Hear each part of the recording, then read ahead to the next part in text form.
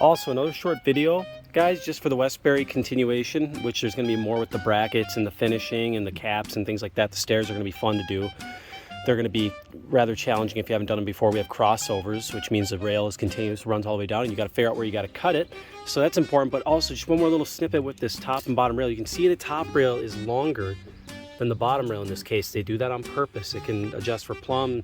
It's a little bit longer just for those specific reasons of basically no messing it up. So make sure when you do this that you line the top up. Obviously not like so, where it throws off your spacing. You don't want to do that. But you have your space, your marks here. Line up the holes, make sure they're lined up. Sometimes these railing companies, you know, nothing's perfect, error can happen. And these holes are drilled in incorrect locations, or the spacings were a little bit changed from what they normally would be. Right? I've had it before where I literally have had, let's just say I hook onto this hole, it gives me like 4 inches, something like that, 3 7/8, and I've hooked onto my top rail, and I can see that that's just about the same, about 3 7/8. I've had it where it's been more or less, and I can't possibly match up the holes because they've been, you know, prefab differently. So always pay attention to that. Don't install it, you know, without checking those things and making sure your holes line up and then seeing that everything's crooked and you're going back to the drawing board. So another snippet, line them up, cut them exactly the same.